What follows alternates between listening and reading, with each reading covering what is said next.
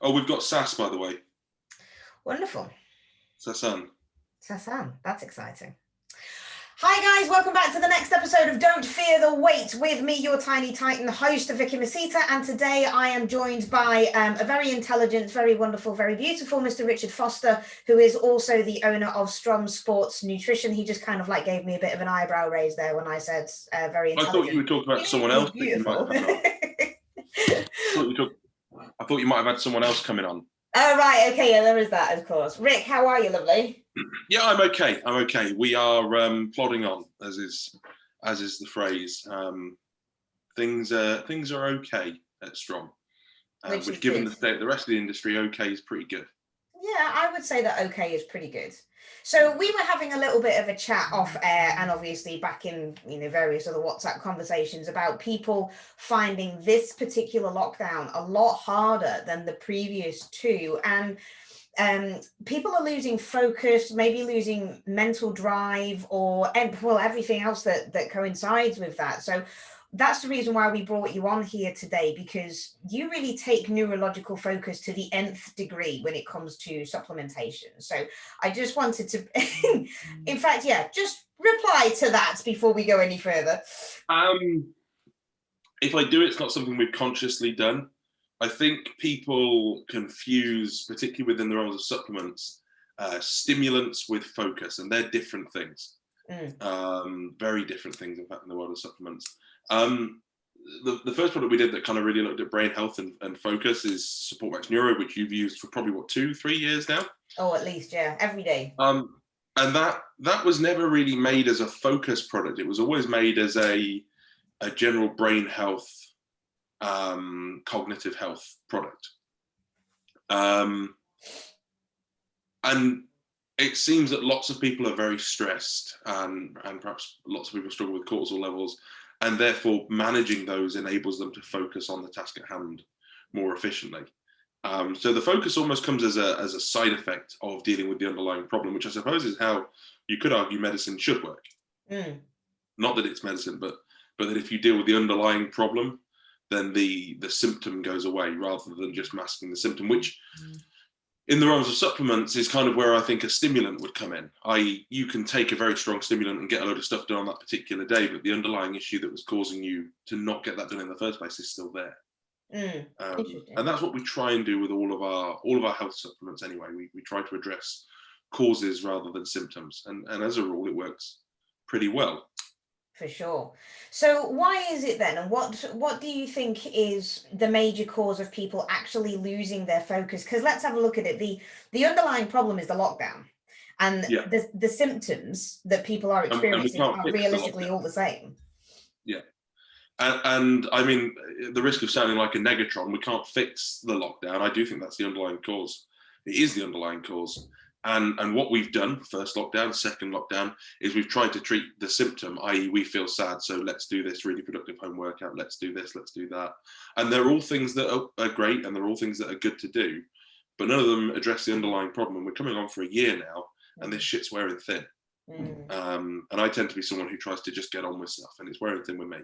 And that may be down to various reasons, which we could probably bang on about all day, and everyone has a different opinion on it. It's very difficult not to have that conversation without treading on some people's opinions. But needless to say, the situation on a national level could have been managed better, and as it hasn't been, people have become more and more frustrated with the situation they find themselves in, and then the fact that it's cold and horrible doesn't help. For sure, especially if you're waiting in a queue outside Tesco's.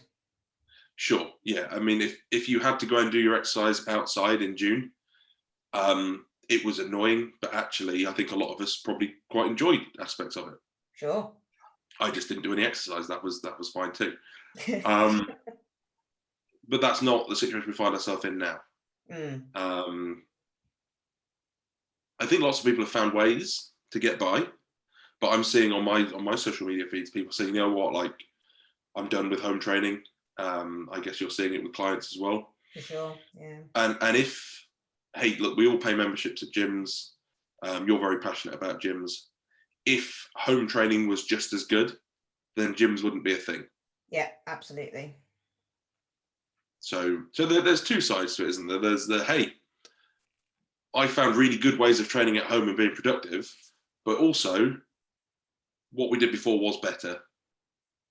And I'd quite like that back now. Yeah, I kind of miss it. Yeah. And then there's the social side of it as well. We're social creatures.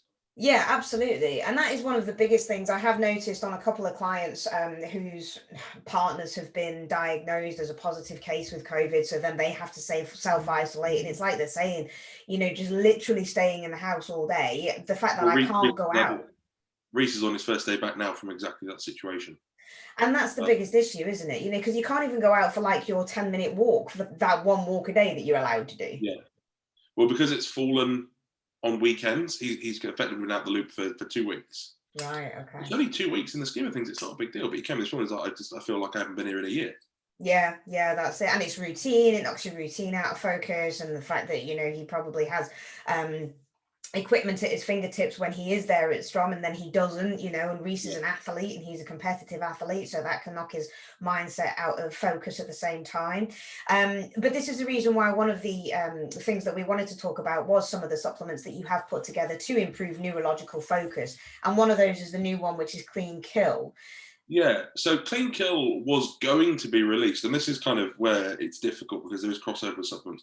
Clean Kill was going to be released as a productivity tool, because we've got Neuro, which is Neuro kind of addresses all round brain health, and then we've got Neuro PM, which is brain health, relaxation, plus some things to help you sleep. And then the logical next step for that would have been a Neuro AM, or a kind of Neuro Stim, which is the cortisol stress management brain health product, plus some stimulants and plus a few other bits, some adaptogens to help with focus. However, because lockdowns and because gaming, I've had to kind of make that. I made that decision to, hey, let's release this as a gaming supplement. Yeah. And that's been a really new, interesting market for us. It's been really popular. It doesn't change the underlying fact that actually the reason it's come to market so quickly is because the product's been being fiddled around with for about 6 months. And actually it is still just a focus productivity tool that happens to work really well for gaming. But if you were to put a different label on it, it would be a kind of daily nootropic. Okay. Which I think is what a lot of people are using it for. Yeah, absolutely. It is quite funny that you're actually saying that one. Do you find that a lot of like the hardcore, probably not the hardcore bodybuilders, but quite a lot of the population have moved away from getting outdoors to do their daily exercise and actually starting to sit down until 2 a.m. actually gaming? Yeah, no, definitely. I didn't realize what a crossover there was between my followers and kind of a gaming community. But just the way products are labeled really changes people's perception of them. My mum finally takes Neuro, but it's taken about 2 years to get her on it because, well, that's a bodybuilding thing, because it's in a black tub, I guess. So yeah, perception's a funny thing. So for somebody who isn't a gamer, I mean, look at me, I'm ridiculously not a gamer. I have no idea, but my lad obviously is a gamer. He likes his PlayStation. He likes the fact that you build your own computers and things like that. And he was like, well, can I take Clean Kill or not? But why would it benefit somebody like me? Obviously, because I'm not a gamer. So how would it benefit me? Well, first of all, you've got to establish how it's different from other gaming supplements. Other gaming supplements are effectively energy drink powders. Yeah. So what you've got with this is everything in Neuro that contributes to brain health and a reduction in anxiety, but none of the things that make you sleepy. Okay. So you've got the choline, which is one of the phospholipids in the brain. You've got phosphatidylserine, which is the only ingredient the EU let us say reduces cortisol. You've got lion's mane. Everyone knows about lion's mane. It improves focus, improves neurogenesis, it improves short-term memory recall, it improves decision-making.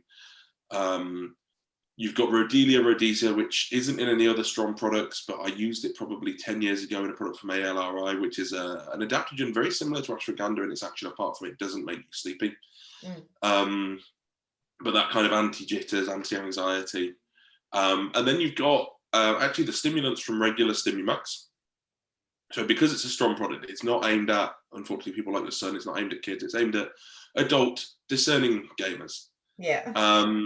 So Juglans is kind of a feel-good stimulant from walnut bark. You've got 250 milligrams of caffeine, and then you've got black pepper extract in there that makes the whole experience last longer. So where a traditional energy drink might stim you up and make you a little bit jittery, this improves your focus and your energy levels. But those other ingredients in there very much reduce distraction, keep you focused on the task you're supposed to be doing on, and take away any of that kind of nasty anxiety you can get with products that are higher in stimulants. It's still not as high in stimulants as like a high-end pre-workout, but it is a stimulant and focused product. In terms of someone like yourself, you know, you could use it in the same way that you might use coffee in the morning. Yeah. Except rather than just wake you up, it will do a lot more. Which is really good, because I start my day at 5 o'clock in the morning, and I get on and actually start my client check-ins from around the world from 5:45, realistically. Sure. So having that alertness and having that focus is going to improve my productivity throughout the course of the day, not just the fact that I'm going to be stuck in this little Harry Potter cupboard that I am doing at this point. Yeah. Which is always a bonus. So let's actually take it away just a little bit from the supplementation point of view, and just get your particular point of view on why it is that you really want to improve people's focus, not just from a neurological standpoint, but almost from like a bodybuilding standpoint as well. Why is it that focus and neurological adaptivity is something that you're quite passionate about? Am I qualified to talk about bodybuilding anymore? I think so. Right. I mean, you did play around with it for a bit.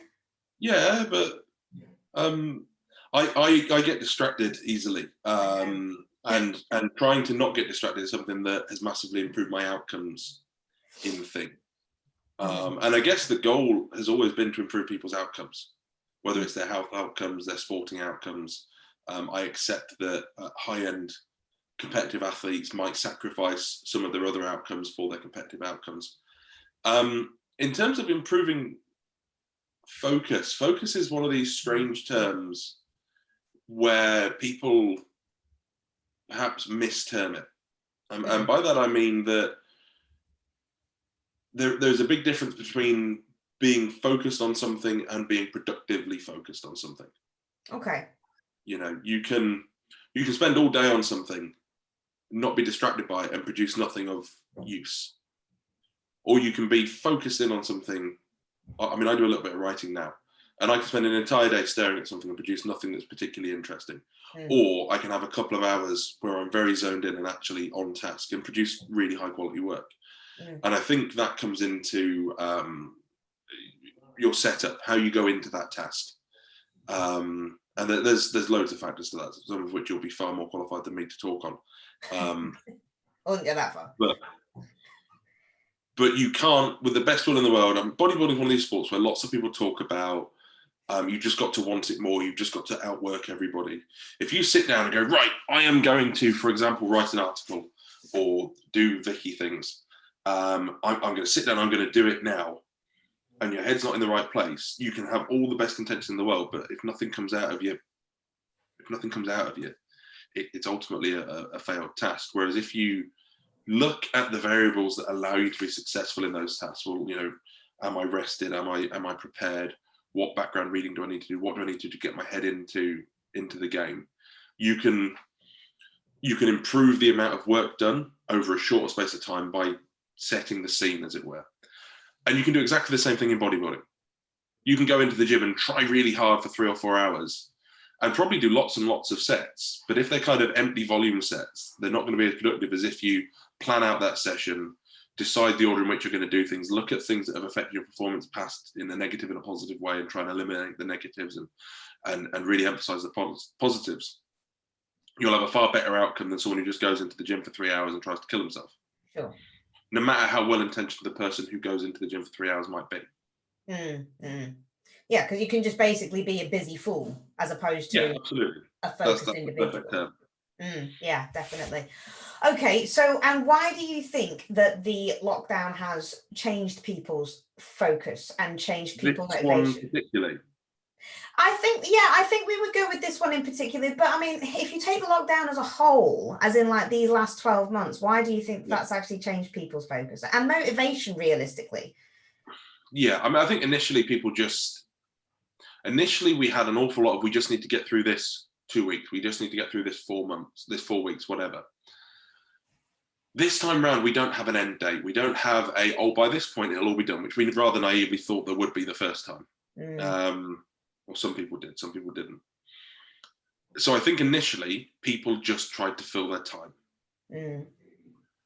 That might be unfair. I'm sure there were some people who didn't. I'm sure there's lots of people who took it as an opportunity. But I think the vast majority of people are like, we just need to fill the time. It's summer. It's nice.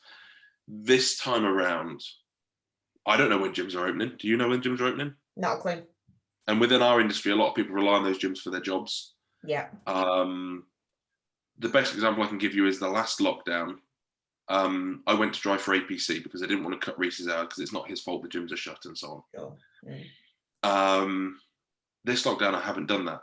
And I haven't done that because I don't know when it's... So I can go and do anything for 4 weeks.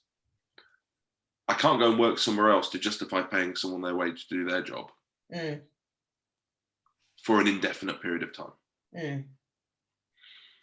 And that's really changed my mindset and a lot of people's mindset this time around because we just don't know how long this is for. So then it goes beyond, I just need to fill X amount of time. And well, this is the way things are for the next however long. And it kind of sucks. And that leads us to a situation where people are maybe starting to just go, well, fuck it. It's the fuck it effect. It's quite a negative summary. It is. But that's kind of where I feel we're at, I'm afraid. It's reality at the end of the day. Right now, it's reality. So regardless of whether we are in it, the only reality that we are in from our perspective can be negative. Have you managed to actually change that negative into any realm of positivity whatsoever for yourself? I don't want to be overheard, which is silly because it's going on a podcast. It is. Yeah. I feel a huge degree of responsibility over the people who work for me, even though it would be ludicrous to say that any of this is my fault.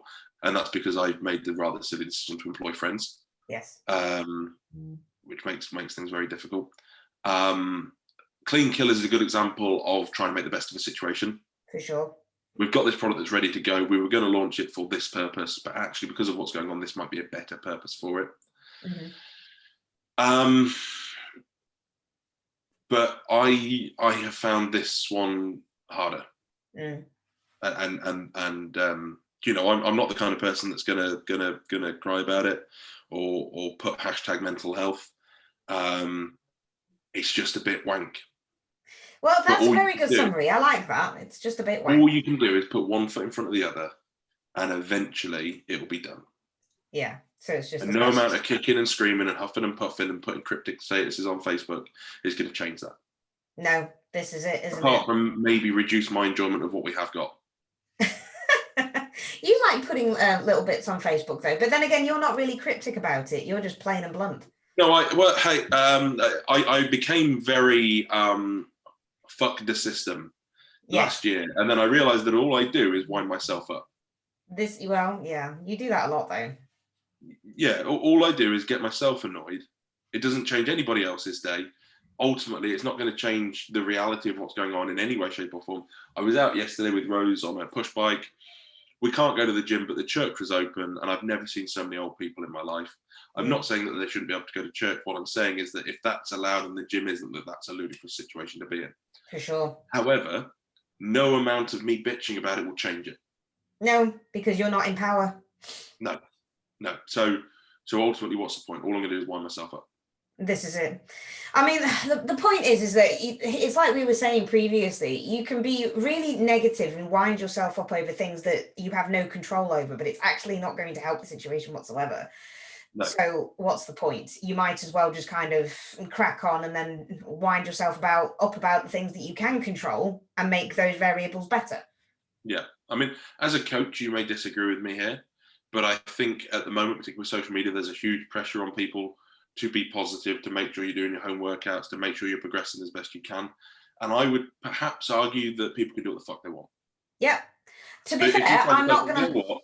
This is shit, and I don't want to train in a fucking cold garage. Don't. The only person it will affect is you, and you'll have to deal with the outcome, which will be that you won't be as far ahead as maybe your competition or just as far ahead as you wanted to be. But it's absolutely your choice, and no one should make you feel bad about that. If you feel bad about that, then that's unfortunately your issue to deal with. But I certainly don't think people should feel that they have to. People should do what they want. Yeah, absolutely. I had this very same conversation with somebody the other day who literally just said, I haven't been working out this week. I haven't done any of my training sessions because, quite honestly, I am not motivated. Now, the thing is that I'm not actually programming her training. I do her nutrition because it's Yeah, all sports performance based. But the fact is that she is not motivated to go in, and she's a strong woman, and she's not motivated to get into her flat and do a million reps of fucking push-ups and pull-ups and that yeah. kind of thing, because it's like she said, it's not a strong woman. No, it's So just filling time. This year's reminded me. I love Red Dwarf. Yeah. The first couple of seasons were very simple. They were produced on a very low budget, and the plot, for people who don't know, effectively is there's a guy on a spaceship and he went into stasis and accidentally didn't get let out for 3 million years, and everybody's dead. yeah. And I think it's in the first or the second season he loses his temper. He becomes very depressed, loses his temper because effectively, I think it summarizes that all we do is find new and inventive ways to waste time. Yep. And that's kind of what we've been doing for 12 months. Some of us. Yeah. No, I agree. Loads of them have. And what I do find really quite ridiculous is some coaches out there literally just kind of do exactly what you say, give the same home workout plan, millions of reps, and just kind of say, like, do this, but they don't take into effect the athlete's motivation and their want and their desire. A strong woman just going in and doing 100 reps of push-ups is not strong woman training. No, it's not. No, and you could probably argue the alternative, that if you want to try and be competitive, you need to do the best you can, and it's better than doing nothing. Yeah. That doesn't make the person any more up for it. Exactly. It might make them go, you know what, I just need to get on with it, and that's fine, but it's not going to make them excited to do it. No, definitely not. And you know as well as anybody else does, the best program that you can do is the one that you can actually adhere to day in, day out. Yeah, 100%. So having that motivation in order to do something, you do need something to actually motivate you to do it and get that firing up and say, right, this is what I'm going to do, which is the reason why we invented the leg press. The one that you can obviously put on. Yeah, it's a cool bit of kit. Yeah, it's quite nice actually. One thing that I did notice on there is that you will have to put it on a rack that is either bolted down or make sure that you do not lift it up, because I nearly killed myself the other day on it. Because it's all over? Well, it didn't fall over, no, but basically I put like 200 kilos worth of weight on it and my rack is not bolted to the floor. So my bench got pushed underneath the crossbar of it and worked as a lever and nearly put the whole rack over, which was funny. Not ideal. No, not ideal. So, and how much weight can you load onto that machine? About 300 kilos. Okay. So it's not too bad as a pendulum leg press. Yeah, it's decent. It's not bad for a home setup. Better than no leg press. It is better than no leg press. It is better than the foam roller hack squat, which everybody is bored of now. I've not even tried it. No, you should try it. Maybe it will motivate you. You know what? We are quite shocked in that, because obviously I work here and I have kit and I can still train. Me and the staff can train. I tried to have someone tell me we couldn't first lockdown. It's like, well, I'm here all day, so yeah, I can. What I don't do is put it on social media because it's perhaps in somewhat bad taste. But the big thing for that with me is it's not actually the gym that I miss in terms of the equipment, it's the social side. Yeah, for sure. Absolutely. So obviously I know that you're a very busy person, as we all are, but can you leave us with some words of wisdom on motivation, focus, and maybe something that's better? In 6 months' time we'll look back on this and laugh. Possibly down the pub. No, we'll be going back into lockdown then. Yeah, at least. Oh God. You probably should have given me some heads up. Do what you want, and if anyone has a problem with that, tell them to eat shit. That's a good one. I like it. Is that okay? I think that's all right. So on that note, excellent plug for Strom. Right, so thank you very much, Rick, for giving me your time this morning. I know it was a nice quick podcast, not the hour-long ones that we do, but we don't need to chat for that long anyway, do we? No, I look forward to seeing you in the real world at some point soon. Some point soon. Thank you very much, guys, for listening in. I shall catch you on the next episode. Ta-ra!